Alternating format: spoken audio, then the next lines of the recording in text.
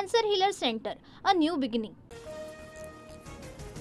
उपमुख्यमंत्री एकनाथ शिंदे आज नाशकात सिंहस्थ कुंभमेळ्याच्या तयारीचा आढावा घेणार, तर मंत्री गिरीश महाजन यांना निमंत्रण नाही. दादा भुसे मात्र उपस्थित राहणार. नाशकात शिंदे घेत असलेल्या बैठकीचं कुंभमेळा मंत्री गिरीश महाजनांनाच निमंत्रण नाही. याआधी कुंभमेळ्यासाठी महाजनांनी घेतलेल्या बैठकीला दादा भुसे होते गैरहजर. राज्यातील मोठ्या प्रकल्पांकडे आता उपमुख्यमंत्री शिंदे सुद्धा लक्ष ठेवणार. फडणवीसांच्या वॉर रूम शेजारी आता शिंदेंचा समन्वय कक्ष असणार, सूत्रांची माहिती.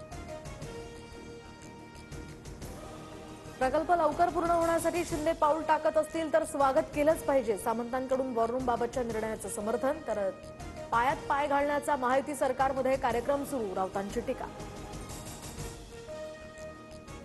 उद्धव ठाकरेंनी एकनाथ शिंदेंना नगरविकास खातं दिलं. शिंदे घरगडी असते तर मंत्री झाले असते का, संजय राऊतांचा पलटवार. शहांनी पवारांचा अपमान केला तेव्हा तोंड का बंद होतं, संजय राऊतांचा शिंदेंना प्रतिसवाल. तर सत्कार सोहळ्यावरून राऊतांनी पवारांचा अपमान केल्याचा शिंदेंचा आरोप. दिल्लीमध्ये अमित शहा आणि फडणवीसांमध्ये 3 फौजदारी कायद्यांवर चर्चा. 1 जुलैपासून भारतीय न्याय संहिता, नागरिक सुरक्षा संहिता आणि साक्ष अधिनियमन कायदे लागू. पीक विमा योजना 1 रुपयाऐवजी आता 100 रुपये देण्याचा निर्णय होण्याची शक्यता. योजनेमध्ये बदलासाठी आता कृषी आयुक्तालयाचा अहवाल सरकारला सादर.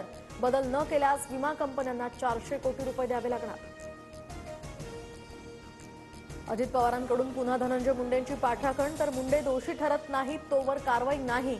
देवगिरीवरील बैठकीमध्ये दादांची ठाम भूमिका, सूत्रांची माहिती.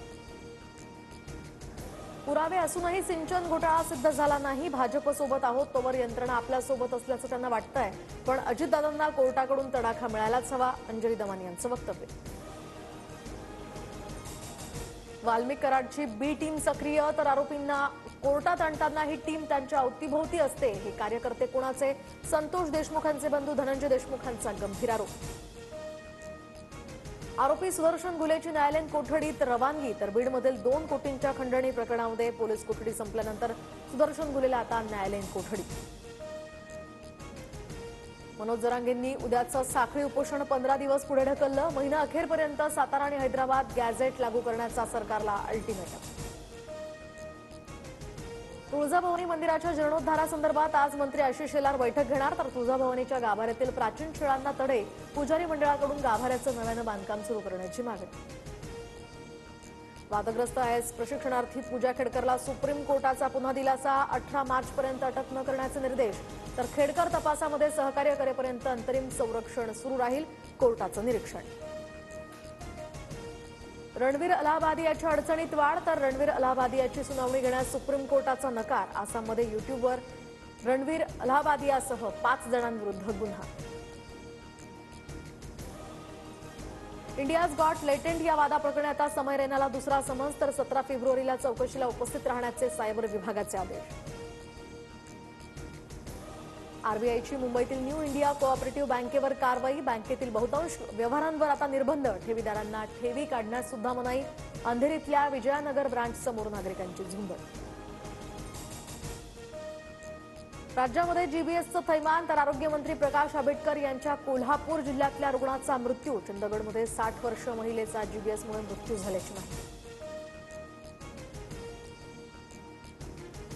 आणि बहुचर्चित छावा चित्रपट सध्या प्रदर्शित, तर शिवप्रेमींची उत्कंठा शिगेला. चित्रपटाचं ऍडव्हान्स बुकिंग पाहता बॉक्स ऑफिसवर हा चित्रपट धुमाकूळ घालण्याची शक्यता. शिवजयंतीपूर्वी राजकोट किल्ल्यावरील पुतळा उभारणीच्या कामास वेग, तर शिवरायांचा पुतळा उभारण्यासाठीचे साहित्य मालवणात दाखल. पुतळ्याच्या चबुतऱ्याचं काम जवळपास पूर्ण. मावळमधील देहू रोडमध्ये भर रस्त्यात गोळीबार, तर गोळीबारात जखमी झालेल्याचा उपचारादरम्यान मृत्यू. जुन्या वादातनं गोळीबार झाल्याची माहिती, आरोपींचा शोध सुरू.